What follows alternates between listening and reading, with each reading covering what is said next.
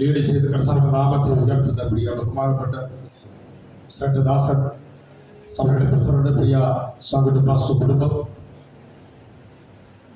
കൂടെ പ്രവർത്തിക്കുന്ന കർത്താവിന്റെ ബഹുമാനപ്പെട്ട ദൈവദാസന്മാർ, വേദിയിലായിരിക്കുന്ന കർത്താവ് സെന്റ് ദാസൻ, എൻ്റെ മുമ്പിലായിരിക്കുന്ന എല്ലാ ദൈവത്തിൻ്റെ മക്കൾക്ക്, ദൈവദാസന്മാർക്ക്, സഹോദരങ്ങൾക്കും പിതാക്കന്മാർക്കും ക്രിസ്തീയ വന്ദനത്തിൽ പ്രാരംഭത്തിൽ അർപ്പിക്കുകയാണ്. അവരുമായി ആരും ഇരിക്കരുത്. ഒരു വിശുദ്ധ ആരാധനയാണ്. അതുകൊണ്ട് ഇന്ന് ശക്തി പ്രാപിച്ച് പ്രാപിച്ച് കടന്നു പോകണം. അനുഗ്രഹിക്കപ്പെട്ട ദൈവിക ആലോചനയാണ് കർത്താവിന്റെ ആ ബഹുമാനപ്പെട്ട ദാസുകളെ നമ്മൾ പ്രാപിച്ചുകൊണ്ടിരുന്നത്. അല്ലെങ്കിൽ എത്ര പേര് ശക്തി പ്രാപിച്ചു? ദൈവത്തിന് സ്വന്തം, ദൈവത്തിന്റെ മഹത്വം. ഒരു പ്രാവശ്യം കൂടി എന്റെ കുടുംബങ്ങളുടെ നടുവിൽ എന്റെ ജീവന ദൈവത്തിന്റെ സാക്ഷ്യമായി നിൽപ്പാൻ ദൈവം തന്നെ നല്ല ഈ പ്രഭാത നിമിഷങ്ങളെ ഓർത്ത് ഞാൻ ദൈവത്തിന്റെ മഹത്വം അർപ്പിക്കുകയാണ്. ഹല്ലേലൂയ, സ്തോത്രം. പ്രത്യേകം ഇന്ന് നമ്മുടെ കർത്താവ് ദാസനോട് ചേർന്ന് ആ ദൈവത്തിന്റെ സ്ഥലത്ത് ദൈവം തന്ന നല്ല കൃപകളെ ഓർത്ത് ഞാൻ ദൈവത്തിന് മഹത്വം അർപ്പിക്കും. സ്വന്തവേഗത്തിന്റെ വാക്യമായി പുസ്തകം 47-ാം അധ്യായം 1-ാമത്തെ വാക്യം.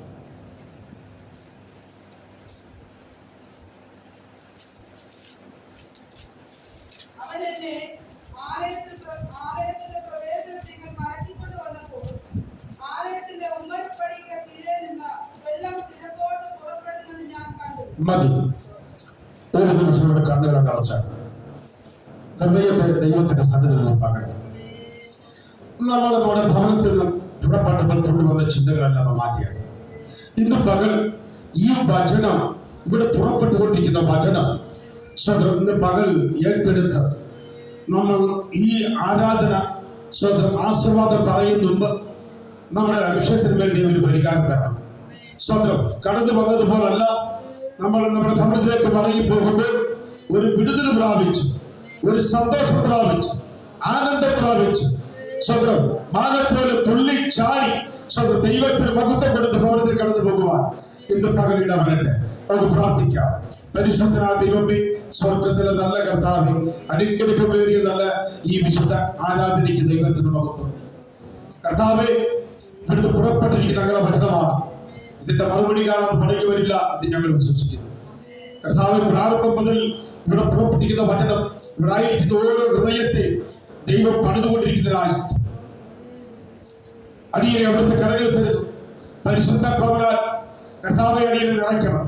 ശുശ്രൂഷയ്ക്ക് വിരോധമായി നിൽക്കുന്ന എല്ലാ മാനുഷികമായ പോരുകളെ, ദേശത്തിന്റെ പോരുകളെ നസറായ യേശുവിന്റെ നാമത്തിൽ ദൂരീകരിച്ച് പ്രാർത്ഥിക്കും. ദൈവത്തിന്റെ പ്രവൃത്തി അവിടുന്ന് വെളിപ്പെടുത്തി ഞങ്ങളെ ഒരുമിച്ച് അവിടുന്ന് അനുഗ്രഹിക്കുന്നതിനായി നന്ദി. പ്രാർത്ഥന കേട്ടതിനായി സ്തുതിക്കുന്നു. യേശു കർത്താവിനുള്ള നാമത്തിൽ തന്നെ ആമേൻ. ഹല്ലേലൂയ, സ്തോത്രം. വായിക്കാം. അവന്റെ ആലയത്തിന്റെ പ്രവേശനത്തിങ്കൽ മടക്കിക്കൊണ്ടുവന്നപ്പോൾ ആലയത്തിന്റെ ഉമ്മരപ്പടിയുടെ കീഴിൽ നിന്ന് വെള്ളം കിഴക്കോട്ട് പുറപ്പെടുന്നത് ഞാൻ കണ്ടു. പ്രവാചകൻ ഒരു വെളിപ്പാട് കാണുകയാണ്. ഹല്ലേലൂയ, സ്തോത്രം. ആലയത്തിന്റെ ഉമ്മരപ്പടിയിൽ നിന്നും വെള്ളം കിഴക്കോട്ട് ഒഴുകി. Praise the Lord. ഹല്ലേലൂയ, സ്തോത്രം. ആ വെള്ളം ഒഴുകി വലിയൊരു നദിയായി മാറുകയാണ്. സ്തോത്രം. ഹല്ലേലൂയ. ഈ നദിയിൽ സ്തോത്രം വലിയ മത്സ്യങ്ങളുണ്ട്. അനേകർ അക്കരെ ഇക്കരെ നിന്നോട് വല വീശി മത്സ്യത്തെ പിടിക്കുന്ന കൂട്ടം സ്തോത്രം മത്സ്യങ്ങൾ ആ നദിയിലുണ്ട്. സ്തോത്രം. സ്തോത്രം. ഹല്ലേലൂയ. മറ്റ് പല പ്രിയപ്പെട്ടവര് സ്തോത്രം ആ നദിയിലേക്ക് ഇറങ്ങുമ്പോൾ സ്തോത്രം വിടുതൽ പ്രാപിച്ച് കയറി വരുന്നവരുണ്ട്. സ്തോത്രം. ഹല്ലേലൂയ. ഇവിടെ സ്തോത്രം ആ പുസ്തകം എഴുതിയ പ്രിയ സ്തോത്രം പ്രവാചകൻ പറയുന്നൊരു കാര്യം, അവൻ എന്നെ സ്തോത്രം മുമ്പോട്ട് നടത്തി വെള്ളത്തിൽ കൂടെ ഞാൻ നടക്കുമാറായി. സ്തോത്രം. വെള്ളം സ്തോത്രം എന്നെ നരിയാണിയോളം എത്തി. സ്തോത്രം. ഹല്ലേലൂയ. നരിയാണിയോട് പറയുമ്പോൾ ദൈവത്തിന് വേണ്ടി നമ്മൾ നടക്കണം. Praise the Lord. ഹല്ലേലൂയ. സ്തോത്രം. അതാണ് നരിയാണി. സ്തോത്രം. ഹല്ലേലൂയ. പിന്നെ സ്തോത്രം 1000 മുഴ അളന്നപ്പോൾ സ്തോത്രം ആ വെള്ളം എന്നെ സ്തോത്രം വീട് മുട്ടോളമാക്കി. സ്തോത്രം. ദൈവത്തിന്റെ സന്നിധിയിൽ തീരുമാനമെടുത്ത് ദൈവത്തെ ആരാധിപ്പാൻ നമ്മൾ തീരുമാനമെടുത്താൽ ഭവനത്തിൽ സ്വന്തം മടക്കാത്തൊരു പായും സ്വന്തം ആ പായി സ്വന്തം മടങ്ങുന്ന രണ്ട് മുട്ടുമുണ്ടെങ്കിൽ ദൈവം പ്രവർത്തിപ്പാൻ ഇടവരും. സ്വന്തം അറിയ. അപ്പൊ അതുകൊണ്ട് വെള്ളം ഇപ്പൊ എവിടെ നിൽക്കുന്നത്? മുട്ടോളം വന്നിരിക്കുന്നു. സ്വന്തം പ്രാരംഭം എവിടെയായിരുന്നു? സ്വന്തം നരിയാണിയോടും ദൈവത്തിന് വേണ്ടി ഓടണം, ദൈവത്തിന് വേണ്ടി നടക്കണം, ദൈവത്തിന് വേണ്ടി സുവിശേഷം പറയുക. നമ്മെ ദൈവം പിടിച്ചിരിക്കുമ്പോൾ നമ്മൾ അടങ്ങിയിരിക്കുവാനുള്ളവരല്ല, നമ്മൾ നമ്മുടെ സ്വന്തം ഇഷ്ടത്തിന് യാത്ര ചെയ്യുവാനുള്ളവരല്ല. പിന്നെയോ ദൈവം പറയുന്നതനുസരിച്ച്, ദൈവം തന്നിരിക്കുന്ന കൽപ്പനയനുസരിച്ച് ദൈവത്തിന് ഇത് എന്താണ് എന്ന് ചോദിച്ച് ആ അധ്വാനത്തിൽ മുന്നോട്ട് യാത്ര ചെയ്യുവാൻ ദൈവം നമ്മെ നിയമിച്ചിരിക്കുമ്പോൾ ആ അനുഭവത്തിലാണോ യാത്ര ചെയ്യുന്നു?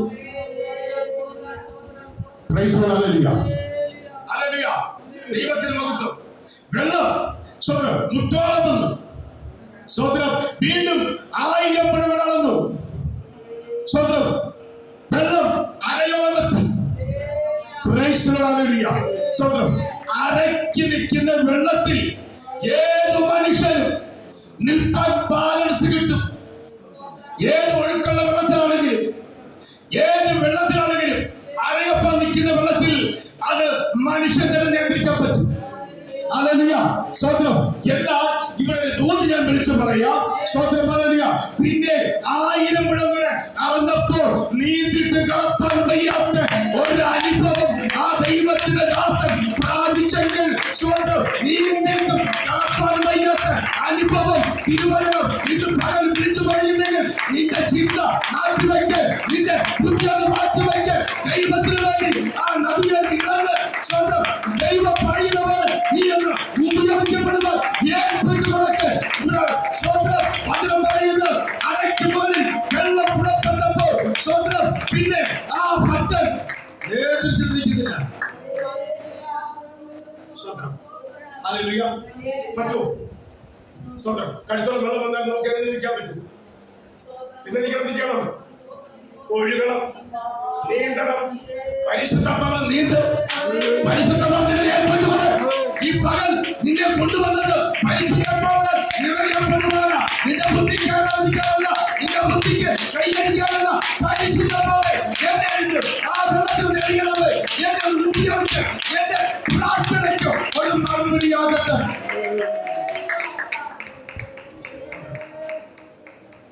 രണ്ടോ മൂന്നോ പാത്രയുടെ പാടി കൈയടിക്കാൻ പറ്റത്തില്ല. എന്താ പ്രിയരെ കാരണം? എന്താ കൈയടിക്കാൻ പറ്റുന്നില്ല, വാതുറക്കാൻ പറ്റുന്നില്ല, ദൈവത്തെ സ്തുതിക്കാൻ പറ്റുന്നില്ലെങ്കിൽ എവിടേക്കോ വീണ് കിടക്കുകയാണ്. എവിടേക്കോ എന്തെല്ലാം പ്രശ്നങ്ങൾ, പല പ്രശ്നങ്ങളുണ്ട്. കൈയടിക്കാൻ പറ്റുന്നില്ലെങ്കിൽ നിന്നെ വരിഞ്ഞു മുറക്കി വെച്ചിരിക്കുന്ന പിശാചിന്റെ തന്ത്രങ്ങൾ ഇന്ന് പകൽ ഈ ആത്മഗതിയിലേക്ക് ഇറങ്ങിക്കൊണ്ട് ഈ ആത്മഗതിയിൽ ഏൽപ്പിച്ചുകൊണ്ട് നീ ഒന്ന് നീക്കാൻ ശ്രമിക്ക്. നീ നിന്നെ തന്നെ ഏൽപ്പിച്ചുകൊണ്ട് ഇന്ന് പകൽ നീ കുളിച്ചു കഴിയുമ്പോൾ നീ സ്വന്തം രക്ഷ പ്രാപിച്ച് നിന്റെ കെട്ടുകൈ അഴിക്കുന്നത് പകരായി മാറി ആരാധന.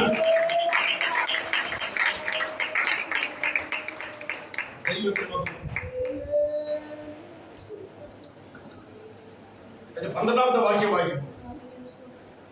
ഒരു പ്രതീക്ഷയുമില്ലാതിരുന്ന നദീതീരത്ത് ഇക്കരെയും അക്കരെയും തിന്മാന്തക്ക ഫലമുള്ള സകലവിധ വൃക്ഷങ്ങളും വളരും. കേട്ടോ, ഇതിന് മുമ്പില്ലായിരുന്നു. ഒരു പക്ഷേ വൃക്ഷങ്ങൾ ഉണ്ടായിരിക്കാൻ ഫലമില്ലായിരുന്നു.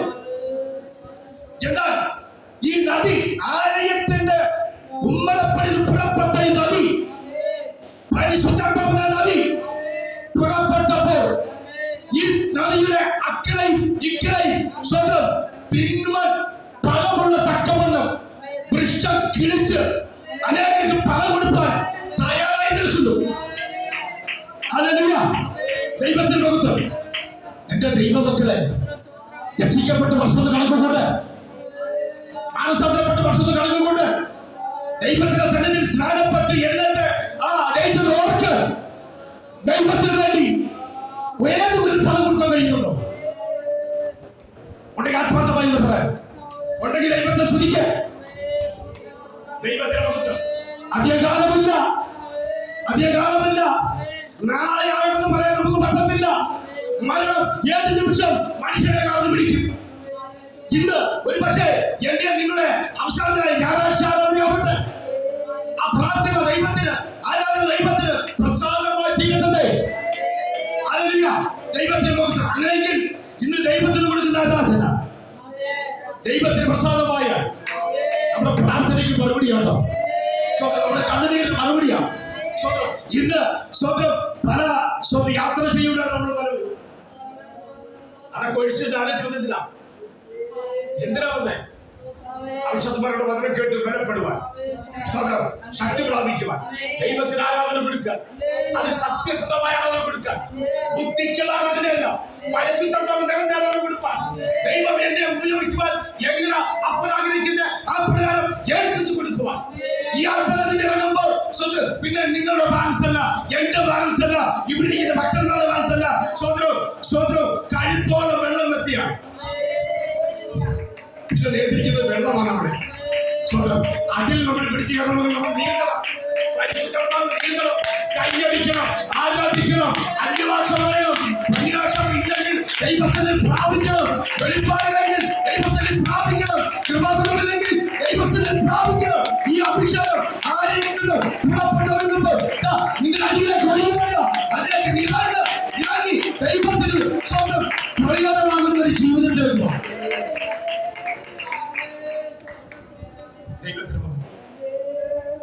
തീർച്ചയായിട്ടും വാക്കിട്ട് വായിക്കാം. യോബിന്റെ പുസ്തകം 14-ാം അധ്യായം 7-ാമത്തെ വാക്യം വായിക്കാം. ഈ വെള്ളത്തിന്റെ അറിയണമെന്ന് ഒരു വൃക്ഷമായിരുന്നാൽ പ്രത്യാശയുണ്ട്. ഒരു വൃക്ഷമായിരുന്നാൽ പ്രത്യാശയുണ്ട്. ആ വൃക്ഷത്തിന് പ്രത്യാശയുണ്ട്. എന്താ കാര്യം? ഇതിനെ നട്ട് വളമിടുന്ന വെള്ളം ഒഴിക്കുന്ന ഒരു വ്യക്തിയുണ്ട്.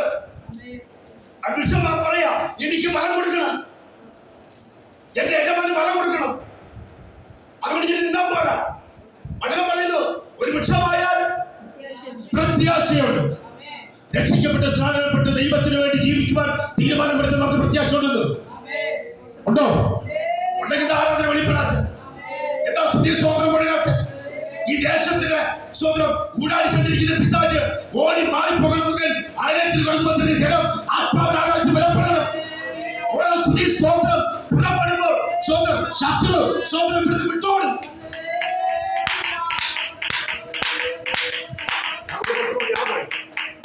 എനിക്ക് സ്വന്തം സന്തോഷമുണ്ട്. സഹോദരങ്ങളാ, നമ്മളെല്ലാവരും നിത്യത പോകണം. ഹല്ലേലൂയ. ഇവിടെ ഉറങ്ങി നിൽക്കുന്നവർ അവിടെ വേണ്ട. സ്വന്തം ഇവിടെ ട്രെയിനിങ് എന്തോന്നില്ല ട്രെയിനിങ് സ്വന്തമാരില്ല. ദൈവത്തെ അവിടെ ആരാധിക്കുവാൻ ഓടാടി കോടി കുതന്മാരുള്ളപ്പോൾ ദൈവത്തിന്റെ മക്കളെ ദൈവം നോക്കി തിരഞ്ഞെടുക്കുക.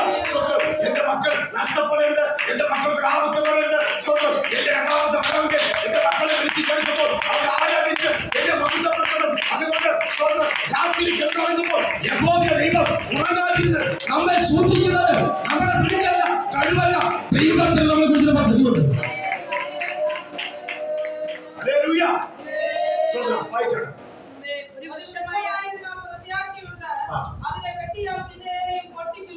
ഒരു വൃക്ഷമായിരുന്നാൽ ഒരു പ്രത്യാശയുണ്ട്. അതിനുടയം വെട്ടിമാറ്റിയാലും പിന്നെ പൊട്ടിക്കിളർക്കും. ഇല്ല,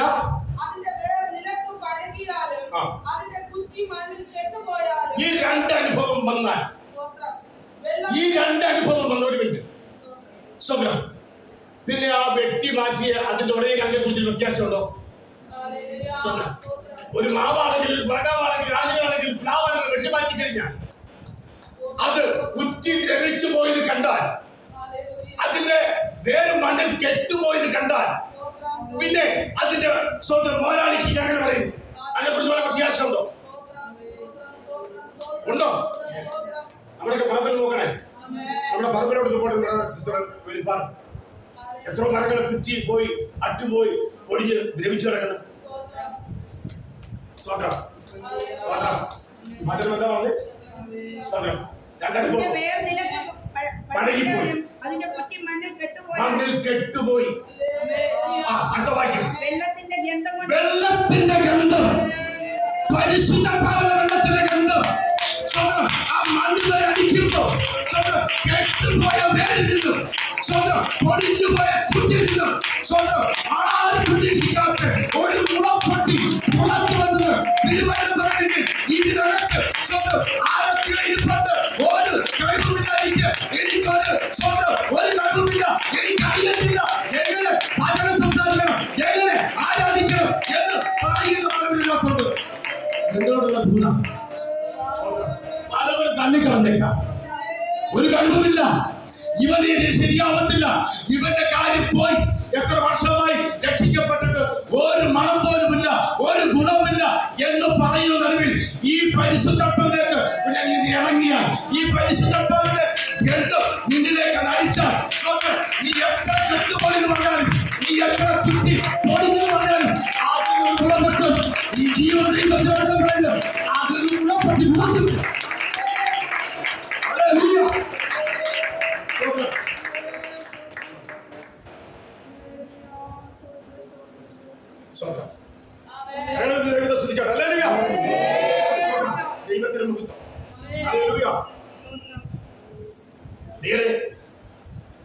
വചനം പറയുന്നത്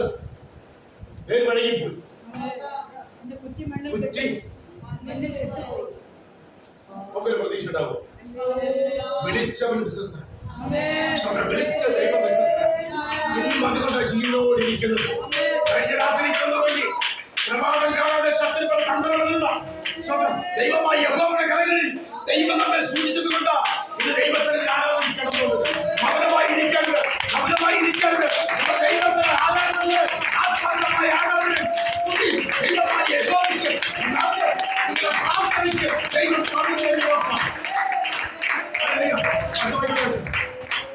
വെള്ളത്തിന്റെ ഗന്ധം കൊണ്ടത് കിളർക്കും, ഒരു തൈ പോലെ തളർവിടും. പുരുഷനോ മരിച്ചാൽ ദ്രവിച്ചു പോകുന്നു. പുരുഷനോ മരിച്ചാൽ ദ്രവിച്ചു പോകുന്നു. എനിക്കൊരു രണ്ടുപേരും പാട്ടിട്ട് വരുമെന്ന് പറഞ്ഞു. മനുഷ്യാദി മണ്ണാകുന്നു, മണ്ണിലേക്കൊരു നാളഞ്ഞു പോകുന്നു.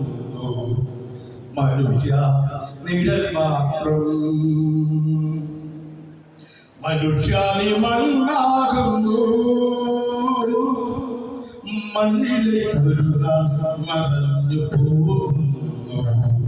മനുഷ്യ നിഴൽ മാത്രം, ഏത് മനുഷ്യനും ഒരു ശ്വാസം. മനുഷ്യ നിഴൽ മാത്രം, എന്തു നീ ഇവിടെ കൊണ്ടുവന്നു, എന്തു നീ അവിടെ കൊണ്ടുപോകും. എന്തു നീ ഇവിടെ കൊണ്ടുവന്നു, എന്തു നീ അവിടെ കൊണ്ടുപോകും. നിനക്കു ലഭിച്ച നന്മകളെല്ലാം പോലെ വാടി പോയിടുമേ. നിനക്കു ലഭിച്ച നന്മകളെല്ലാം പോലെ വാടി പോയിടുമേ. മനുഷ്യാദി മണ്ണാകുന്നു, മണ്ണിലേക്കൊരു മറഞ്ഞു പോകുന്നു.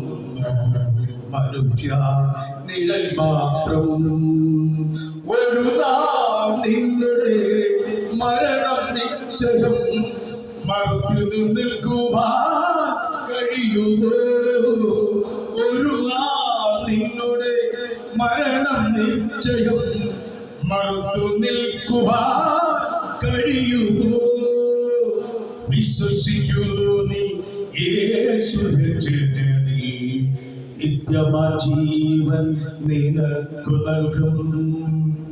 വിശ്വസിക്കൂ നീ യേശുവിൽ, നിത്യമാ ജീവൻ നിനക്കു നൽകും. മനുഷ്യാദി മണ്ണാകുന്നു, മണ്ണിലേക്കൊരു നാൾ മറഞ്ഞു പോകുന്നു. മനുഷ്യ നിഴൽ മാത്രം. അടുത്തിരുന്നാൽ സഹോദരൻ ഇഷ്ടമല്ല, സഹോദരിക്ക് സഹോദരൻ ഇഷ്ടമല്ല, സഹോദരിക്ക് സഹോദരനോട് ഇഷ്ടമല്ല. സ്വന്തം എങ്ങനെ സ്വന്തം നിത്യരാജ്യത്ത് ചെല്ലുമ്പോൾ സ്വന്തം ഇവിടെ പാട്ടുകാർ പാടിയതുപോലെ സ്വന്തം മരിക്കും, മണ്ണാകും. സ്വന്തം കൊണ്ടുപോകുവാൻ ക്രിസ്തുവിന്റെ സ്നേഹം മാത്രം. ഹല്ലേലൂയ. മറ്റുള്ളതെല്ലാം ഈ ഭൂമിയിൽ തകർന്നു പോകും. സ്വന്തം ദൈവത്തിന് കൊടുക്കുന്ന സ്നേഹമായ ആരാധന, ദൈവത്തിന് കൊടുക്കുന്ന സ്നേഹമായ സ്തോത്ര സ്തുതി, ദൈവത്തിന് കൊടുക്കുന്ന സ്വന്തം കണ്ണുനീരുള്ള പ്രാർത്ഥന, സ്വന്തം അത് നമ്മുടെ നിത്യരാജ്യത്തിൽ എത്തിക്കും. നിന്റെ അടുത്തുള്ളവരെ സ്നേഹിക്കണം, അയൽക്കാരെ സ്നേഹിക്കണം, ശത്രുക്കളെ സ്നേഹിക്കണം. സ്വന്തമായ അയൽഭവനത്തിൽ സ്വന്തം വല്ല ഭക്ഷണമുണ്ടോ എന്ന് സ്വന്തം ദൈവമക്കളായ നമ്മൾ ഒന്ന് അന്വേഷിക്കണം. സ്വന്തം ഇതൊക്കെ ദൈവം തന്നിരിക്കുന്ന കൽപ്പന, അത് ഞാനും നിങ്ങളും അതനുസരിച്ചേ പറ്റൂ. ഇവിടെ പറയുന്നു മനുഷ്യൻ മരിക്കും. പുരുഷനോ മരിച്ചാൽ ദ്രവിച്ചു പോകുന്നു. മനുഷ്യൻ പ്രാണനെ വിട്ടാൽ പിന്നെ പ്രാണനെവിടെ? എന്റെ പിതാവ് മരിച്ച് എനിക്ക് കാണാൻ പറ്റൂല. സ്വന്തം ഇവിടുത്തെ പിതാവും മാതാവും നിത്യത്തിൽ ചേർക്കപ്പെട്ടു നമ്മുടെ മുമ്പിൽ കാണാൻ പറ്റുന്നില്ല. ഏകരും മരിച്ചു. സ്വന്തം അവരെവിടെയെന്ന് അറിയുന്നില്ല. സ്വന്തം ഹല്ലേലൂയ. അടുത്തത് ഞാനോ നിങ്ങളോ ആയിരിക്കും. സ്വന്തം ഹല്ലേലൂയ. ക്രിസ്തുവിന്റെ സ്നേഹം ഉള്ളിലുണ്ടോ? പിന്നെ നീ കർത്താവിന് വേണ്ടി ആത്മാർത്ഥമായി ചെയ്യുന്നുണ്ടോ? ദൈവത്തെ നീ അന്വേഷിക്കുന്നുണ്ടോ? ദൈവം നിന്നെ അന്വേഷിക്കും. ദൈവത്തിന് വേണ്ടി നീ നിൽക്കുന്ന പൈതലാണോ? ദൈവം നിനക്ക് വേണ്ടി ഇറങ്ങി വരും. സ്വന്തം ദൈവത്തിന് വേണ്ടി നീ ദൈവത്തെ മഹത്വപ്പെടുത്തുവാൻ ദൈവം തന്നിരിക്കുന്ന കൽപ്പനകൾ, ദൈവം തന്നിരിക്കുന്ന അഭിഷേകം ഉടച്ചു കളയാതെ ദൈവത്തിന് വേണ്ടി നിൽക്കുന്ന കുടുംബമെങ്കിൽ, വ്യക്തിമെങ്കിൽ ദൈവം നിന്നെ കൈവിടത്തില്ല. സന്ധ്യയെങ്കിൽ കരച്ചില് വന്ന് രാപ്പാർക്കും ഉച്ചസിനോ നിനക്ക് ആനന്ദ ഘോഷമുണ്ട്. ഒരു പക്ഷേ വിളിച്ചു പറ സ്വന്തം സന്ധ്യയായി എനിക്ക് ദുഃഖം വന്ന് കരച്ചിൽ വന്ന് എന്നാൽ പ്രത്യാശയുള്ള മനുഷ്യ വിളിച്ചുകൊള്ളണം. എനിക്കൊരു പ്രഭാതമുണ്ട്. ഞാൻ ഘോഷിക്കും, ഘോഷിച്ച് ആനന്ദിക്കും, എന്റെ ദൈവത്തെ സ്തുതിക്കും. സന്ധ്യയ്ക്ക് ഒരു കരച്ചില് വന്ന് സത്യമാ എനിക്ക് എന്തോ പ്രയാസം വന്ന് അതിലെന്റെ എന്നും എന്റെ ദൈവം എടുത്തില്ല. എനിക്കൊരു പ്രത്യാശയുണ്ട്, ഒരു പ്രഭാതമുണ്ട്.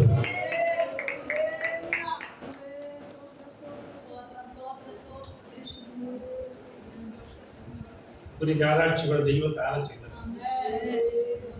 ദൈവത്തെ ആരാധിക്കാൻ ആത്മാർത്ഥമായി ദൈവത്തിന് കൊടുത്തു. നമ്മുടെ കൂട്ടായ്മ ആരാധന നമ്മുടെ സഭയ്ക്കൊരു വിടുതലായി തീരട്ടെ, നമ്മുടെ കുടുംബങ്ങൾക്ക് വിടുതലായി തീരട്ടെ, ദേശത്തിന് വിടുതലായി തീരട്ടെ, ചുറ്റുപാടുള്ള ഭവനങ്ങൾക്ക് ഒരു വിടുതലായി തീരട്ടെ. കെട്ടപ്പെട്ട് കിടക്കുന്നവരെ അഴിച്ചുകൊണ്ടുവരുവാൻ ഈ നദിയിലേക്ക് ഇറങ്ങി എന്നെ നിങ്ങളെ ദൈവം സഹായിക്കട്ടെ, ബലപ്പെടുത്തട്ടെ. നദിയിലേക്ക് ഇറങ്ങുന്നവർക്ക് ആ ശുശ്രൂഷ ചെയ്യാൻ പറ്റൂ. കരക്കിരിക്കുന്നവർക്ക് അതിന് വ്യവസ്ഥ ചെയ്യുവാൻ, കാരണം അവർക്ക് ഭയമാ. അവരുടെ നടുവിൽ ഒരു ശത്രു പിശാച് ഇറങ്ങി അവരുടെ കണ്ണും നാക്കും തിരിഞ്ഞാൽ മറ്റുള്ളവർക്ക് ഭയമാ. കാരണം അതിനർത്ഥം പറഞ്ഞാൽ അവരുടെ ഉള്ളിൽ പരിശുദ്ധാത്മാവില്ലാത്തത് കൊണ്ടാണ്. ദൈവത്തിന് ഗുരുവാക്കി തരുവാൻ